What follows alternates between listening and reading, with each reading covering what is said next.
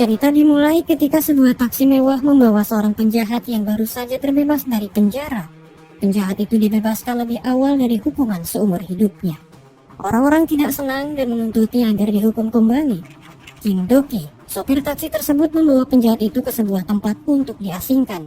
Polisi menyadari hal itu, tapi Do-ki berhasil mengelabui mereka dan mengirim penjahat tersebut ke penjara khusus yang dijaga oleh sekelompok orang. Selaku ketua yang mendalangi aksi ini, Song Chol mengklaim bahwa dia punya alasan untuk melakukan hal tersebut. Dia ingin mengajarkan arti hukuman yang sesungguhnya kepada orang jahat dan berharap bisa merubah pandangan hidup mereka. Secara umum, Song Chol merupakan direktur dari Rainbow Taxi Company, sebuah perusahaan yang menyediakan layanan taksi. Namun, perusahaan tersebut secara diam-diam menyediakan layanan taksi mewah, bukan untuk bepergian, melainkan untuk membalaskan dendam orang-orang. Berbagai iklan dan stiker taksi mewah tersebar di berbagai tempat yang sekiranya akan dikunjungi oleh orang-orang yang sudah putus asa. Jika mereka memanggil layanan tersebut, Do-ki akan menjemputnya dengan taksi dan senantiasa mendengarkan semua masalahnya. Pada akhirnya, klien tersebut akan diberi amplop yang berisikan sebuah instruksi. Biasanya mereka akan digiring untuk memainkan sebuah permainan khusus, yang dimana itu adalah opsi untuk menentukan pilihan apakah klien benar-benar ingin membalaskan dendamnya atau tidak. Sementara itu, Do-ki akan menceritakan situasinya kepada tim dan mereka akan menunggu keputusan dari klien. Di dalam tim terdapat orang-orang hebat dan ahli setiap bidangnya. Do-ki memegang peran paling penting karena dia menguasai ilmu bela diri. Sementara itu, Go-eun, satu-satunya gadis dalam kelompok tersebut, berperan sebagai hacker yang bisa memanipulasi data, membobol sistem keamanan, dan memantau kamera CCTV. Tidak kalah penting, mereka juga memiliki dua mekanik yang sangat pandai merancang sesuatu, Jong-gu dan Jin-on. Sebagai pemimpin, Song Chol menyediakan semua fasilitas termasuk ruang bawah tanah yang sangat terjaga kerahasiaannya. Song Chol membentuk kelompok tersebut bukan tanpa alasan. Semuanya berawal dari dendam masa lalu saat orang tuanya dibunuh dengan brutal oleh seorang penjahat. Hukuman yang diberikan pada pelaku tidak memberikan keadilan apapun bagi korban yang ditinggalkan. Karena pada kenyataannya, fasilitas di dalam penjara malah membuat penjahat hidup dengan tenang. Menurut Song Chol, hukum seperti itulah yang malah menciptakan penjahat di lingkungan masyarakat. Di masa lalu, Do-ki mengalami kejadian serupa di mana ibunya dibunuh oleh seorang psikopat. Dia mengetahui fakta itu setelah pulang dari pendidikan militernya. Song Chol melihat langsung betapa marahnya Do-ki saat penjahat tersebut tertangkap dan melakukan reka adegan. Namun, Do-ki tidak bisa berbuat apa-apa selain merelakan kejadian tersebut dan menyerahkan penjahat itu kepada polisi. Pada akhirnya, Song Chol mengajak Do-ki untuk bergabung guna membalaskan dendam orang-orang yang tersakiti sama seperti mereka. Sama halnya dengan anggota lain, mereka bergabung dengan Song Chol karena punya latar belakang yang serupa. Go-eun ditinggal pergi oleh kakaknya yang bunuh diri dan dia berambisi untuk mencari orang yang bertanggung jawab atas kematian tersebut. Jong-gu dan Jin-on memiliki seorang adik. Mereka berdua saling kenal lalu menikah dan hidup sebagai keluarga. Nahasnya, mereka harus pergi untuk selamanya ketika orang tidak waras membakar apartemen mereka tanpa alasan yang jelas. Pelaku tidak bisa dihukum karena memiliki kelainan jiwa. Fakta itu membuat Jong-gu dan Jin-on sangat terpukul. Mereka tidak bisa berbuat apa-apa dan akhirnya bergabung dengan Song Chol untuk membalaskan dendam orang-orang. Tujuan mereka sederhana, yaitu memberikan keadilan yang sesungguhnya kepada korban kejahatan. Di suatu kesempatan, Do-ki mendapat panggilan dari klien yang sudah putus asa. Dia adalah Kang Maria, seorang penderita difabel yang ditipu dan dianiaya oleh majikannya. Maria seakan dipenjara dan dia tidak bisa melarikan diri dari perusahaan tempatnya bekerja. Bahkan ketika dia berhasil meminta pertolongan pada polisi, itu hanya sia-sia karena polisi setempat juga bagian dari kelompok tersebut. Setelah sekian lama mendapat perlakuan yang tidak mengenakan, Maria akhirnya bisa melarikan diri dan bertemu dengan Do-ki untuk membalaskan dendamnya. Do-ki dan rekan kerjanya menyusun rencana untuk menjatuhkan perusahaan tersebut dan menguras semua harta yang mereka miliki. Hal pertama yang dilakukan Do-ki adalah membeli Jotgal, salah satu produk di perusahaan tersebut dengan jumlah yang banyak, lalu membuat kontrak perjanjian dengan mereka. Setelah melakukan itu, Do-ki menyamar menjadi seorang penjahat dan mencuri semua Jotgal yang sudah disiapkan. Tentu saja hal itu membuat perusahaan tersebut merugi karena mereka tidak bisa memenuhi permintaan Doki dan harus membayar denda yang sudah dijanjikan. Doki juga memberi pelajaran kepada polisi korup ketika dia menabrak mobilnya hingga terguling. Sebagai langkah terakhir, Doki mengungkapkan identitasnya kepada majikan Maria dan dia membalas semua tindak kekerasan yang pernah dia lakukan kepada Maria. Semua orang yang terlibat dalam kejahatan tersebut dibawa oleh Doki ke penjara khusus, di mana mereka akan diberi hukuman dan pelajaran yang sesungguhnya. Pada akhirnya, Maria dan pekerja lainnya mengambil alih perusahaan tersebut dan mereka mengelolanya dengan mandiri. Setiap aksi yang dilakukan taksi mewah membutuhkan biaya operasional. Jika klien tidak bisa membayarnya seperti Maria, mereka akan mencari cara lain untuk menutupinya. Dan dalam kasus ini, mereka akan menjual semua job yang sebelumnya sudah dicuri.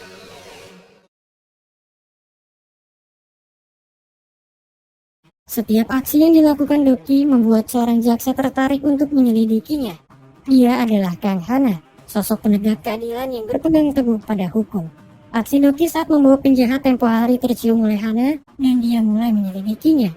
Pencarian yang dilakukan Hana membawanya langsung ke Rainbow Taxi Company untuk bertanya perihal taksi mewah. Songchol pura-pura tidak mengetahui kasus tersebut dan Hana mulai mencurigainya. Mengetahui hal itu, atasan Hana marah kepadanya. Karena sebagai kepala jaksa, dia mengenal betul sosok Songchol. Nampaknya, selain menjadi direktur perusahaan taksi, Songchol juga menjadi pemimpin Bluebird, sebuah yayasan yang akan membantu para korban kejahatan.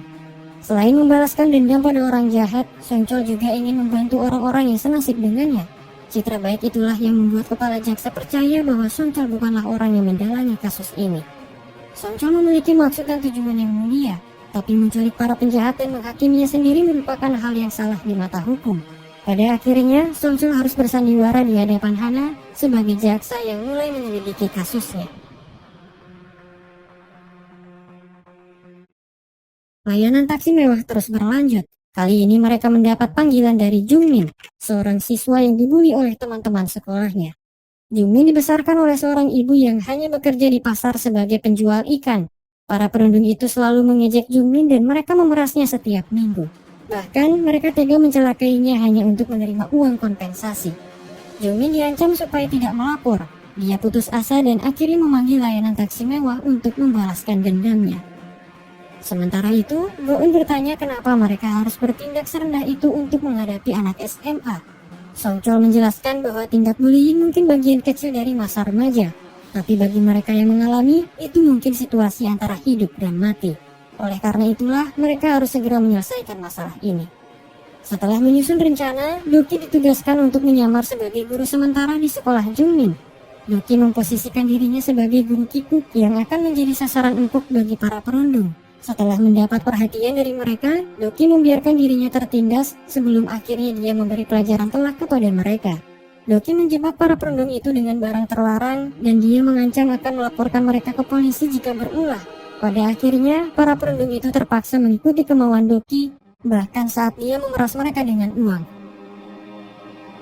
Setelah membalas semua perbuatan mereka, Doki dihadapkan dengan situasi di mana para perundung itu menyewa sekelompok orang untuk menghabisinya.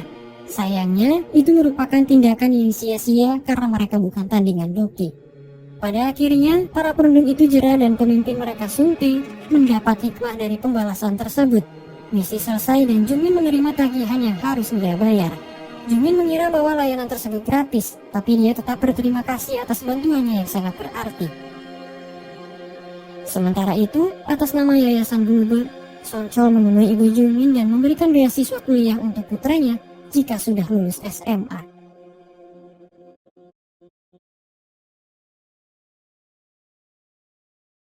Sebagai jaksa, Hana mulai banyak menyelidiki kasus kejahatan. Selain kasus taksi mewah yang masih menjadi misteri, Hana menemukan kasus kekerasan yang dilakukan oleh direktur perusahaan cloud ternama. Perusahaan tersebut dikenal dengan sebutan Udata yang menyuguhkan konten film dan drama secara legal. Pemimpin perusahaan tersebut menyekap dan menyerang bawahannya sendiri karena masalah internal.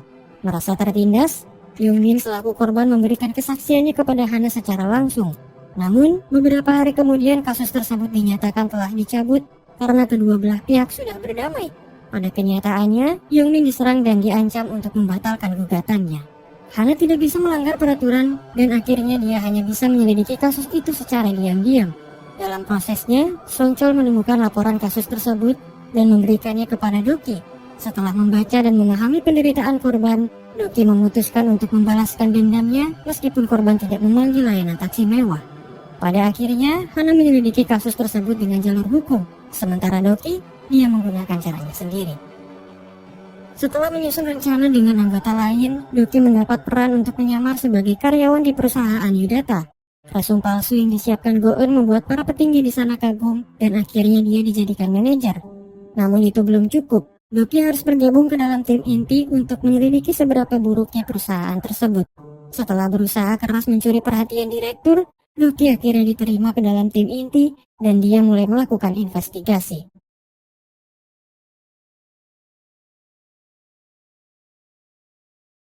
Waktu telah berlalu sejak taksi mewah menjadi pertanyaan besar bagi Hana. Dia juga akhirnya bertemu dengan Doki saat atasan mereka mengadakan pertemuan. Doki memperkenalkan dirinya sebagai orang yang bekerja untuk Songchol di Yayasan Bluebird. Hubungan Hana dengannya tidak terlalu baik dan hanya sebatas saling mengetahui.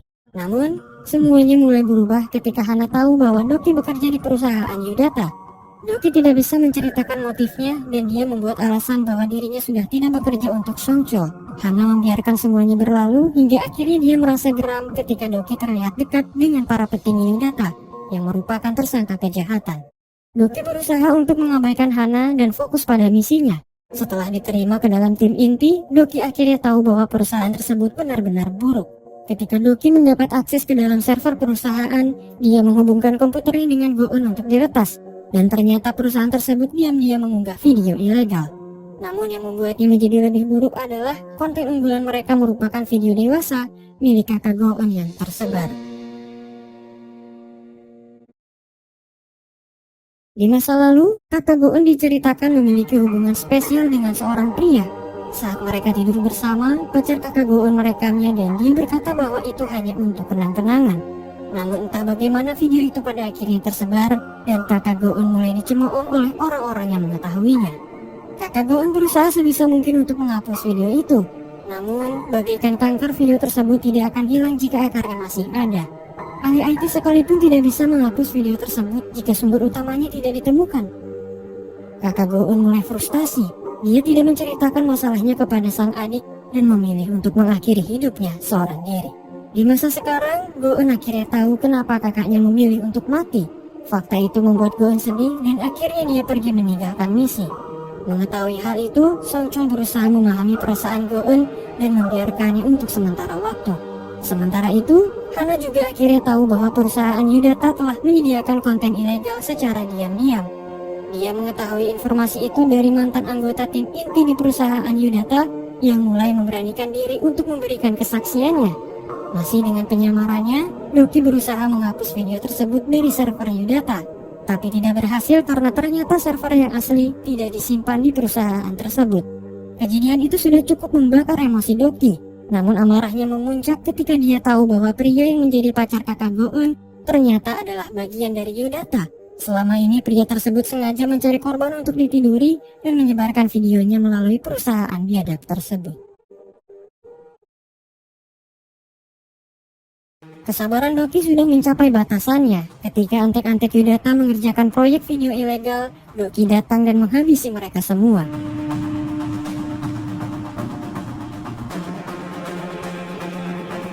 Direktur mulai menyadari siapa Doki dan dia menangkapnya.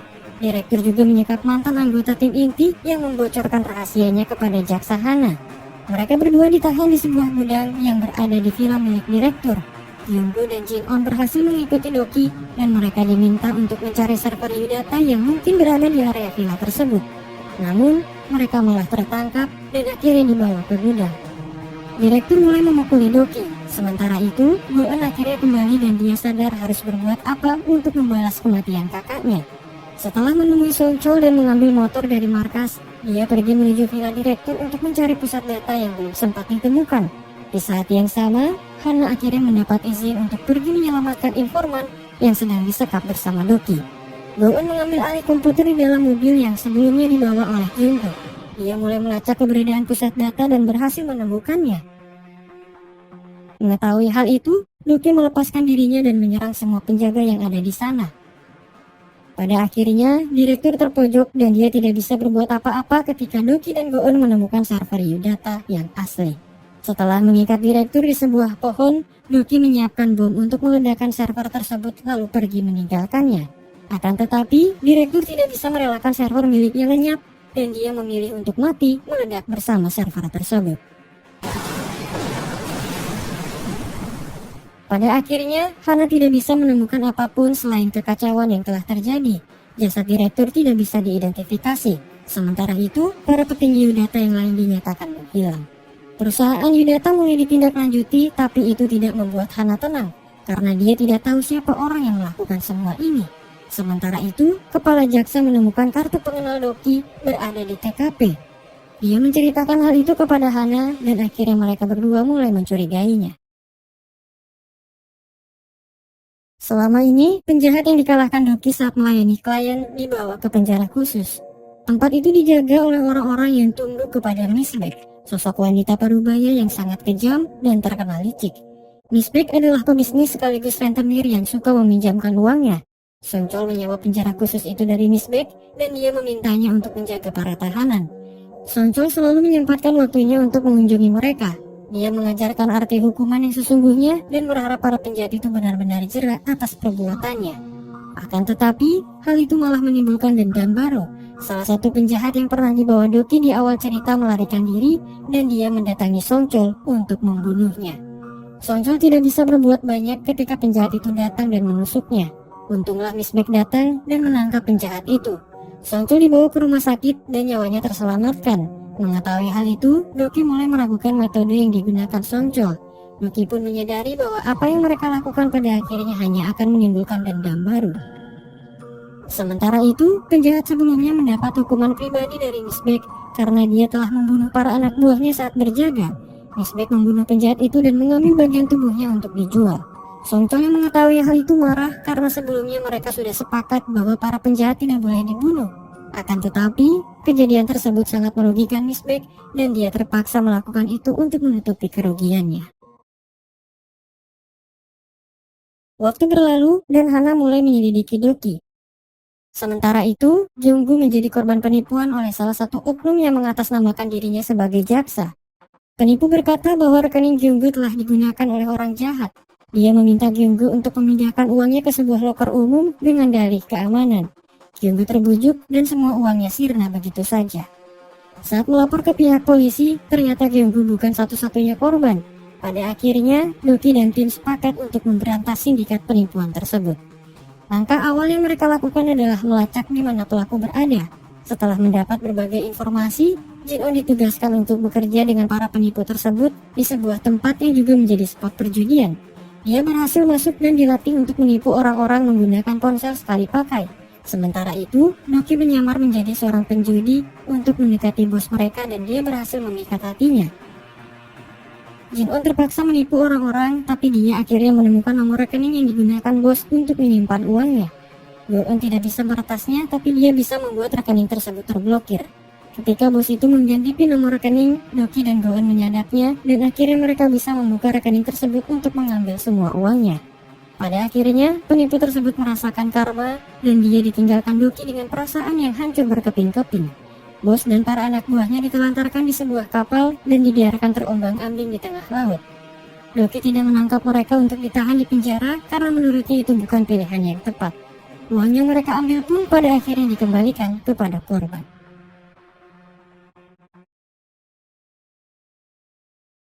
Kasus penipuan yang ditangani Doki membuat Hana jengkel karena untuk kesekian kalinya dia menangani kasus yang sudah selesai dengan cara misterius. Hana sudah mengumpulkan banyak bukti dan semuanya mengarah kepada Doki. Kecurigaannya memuncak ketika dia melihat taksi mewah masuk ke dalam rumah Songchol. Pada akhirnya, Hana meminta surat perintah kepada kepala jaksa untuk menggeledah rumah Songchol yang diyakini menjadi markas sekaligus tempat untuk menahan para penjahat yang selama ini dinyatakan menghilang. Namun, upayanya tidak membuahkan hasil karena dia tidak menemukan apapun, sementara Doki dan anggota lainnya bersembunyi di ruang bawah tanah. Hana sangat yakin bahwa Doki adalah sosok di balik misteri taksi mewah, tapi dia belum bisa menangkapnya karena tidak memiliki bukti yang kuat.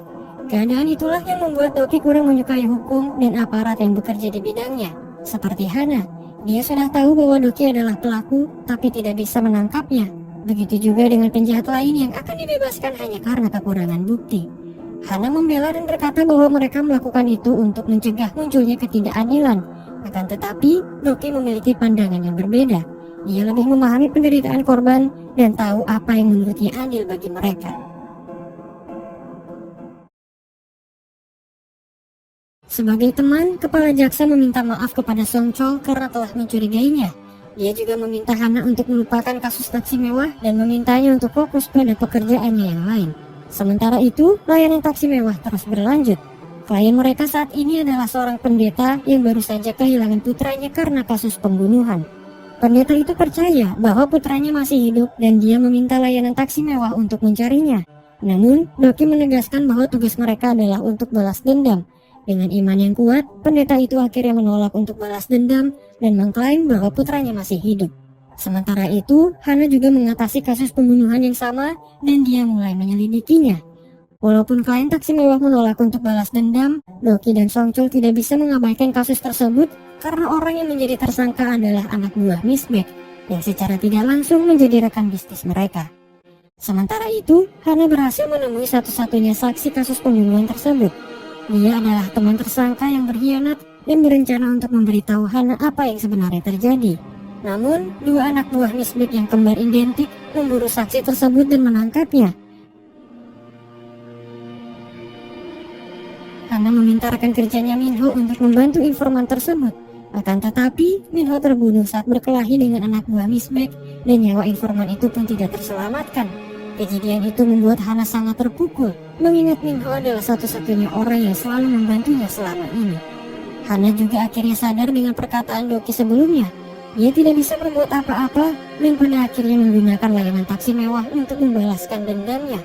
Walaupun keputusan tersebut bertolak belakang dengan hukum, Hana tidak punya pilihan lain.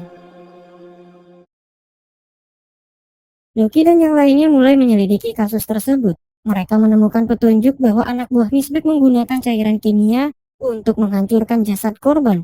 Mengejutkannya, anak buah Miss Baek ternyata sudah banyak membunuh orang dan menjual bagian tubuhnya. Dalang utamanya adalah Miss Baek, tapi dia pura-pura tidak terlibat dalam kasus tersebut. Pada akhirnya, Miss Baek menyadari bahwa Song Chol kini sudah menjadi musuhnya. Dia membawa semua tahanan Song Chol menggunakan bus demi keuntungannya sendiri. Namun, di tengah perjalanan para tahanan itu berhasil membajak bus tersebut. Sebagian dari mereka kabur dan sisanya memutuskan untuk balas dendam kepada Doki. Mereka adalah bos Jutgal dan anak buahnya, salah satu manajer Yudata serta mantan pacar kakak Go-eun. Namun, rencana mereka gagal karena anak buah Miss Baek yang lain berhasil menangkap mereka. Sementara itu, salah satu anak buah Miss Baek yang menjadi tersangka berhasil ditangkap oleh Doki. Dia adalah adik si kembar yang sudah membunuh anak pendeta. Di saat yang sama, seorang detektif memperburuk keadaan. Mereka menangkap Doki karena dianggap menyembunyikan tersangka pembunuhan. Di menginterogasi, Doki berkata kepada Hana bahwa dia harus menangkap para pelaku hingga ke akarnya. Dia juga berjanji akan menyerahkan diri jika semua penjahat ini berhasil ditangkap.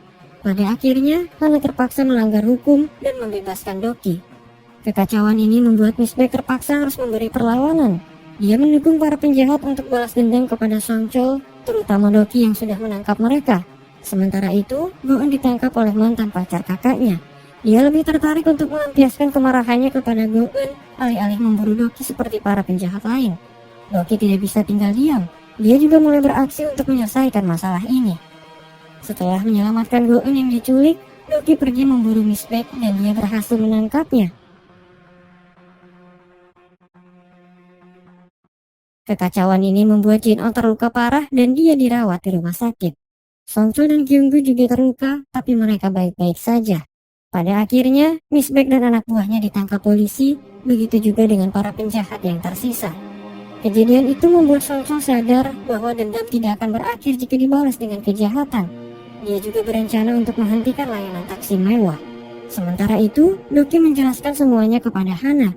Dia bercerita bahwa selama ini mereka menangkap para penjahat dan memperlakukannya dengan tidak manusiawi. Hana kecewa. Selama ini dia mengira bahwa Doki adalah penjahat yang terobsesi menjadi pahlawan dan membalaskan dendam orang-orang. Namun, apa yang dia lakukan sudah keterlaluan dan Hana tidak bisa memaafkannya.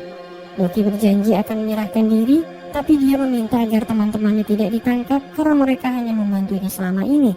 Hana tidak bisa melakukan itu dan dia akan menyelidiki kasus tersebut. Dengan berat hati, Hana harus menyelidiki kasus Loki atas perbuatannya menahan para penjahat. Keadaan tenang untuk sementara sebelum akhirnya taksi mewah kembali dipanggil oleh klien. Dia adalah Chujin, seorang pria yang menjadi korban salah tuduh. Setelah dipenjara selama 20 tahun, dia akhirnya dinyatakan tidak bersalah ketika pelaku sebenarnya mengakui perbuatannya. Songchol tidak mau menerima permintaan tersebut, tapi Loki merasa prihatin kepada korban dan akhirnya permintaan itu diterima.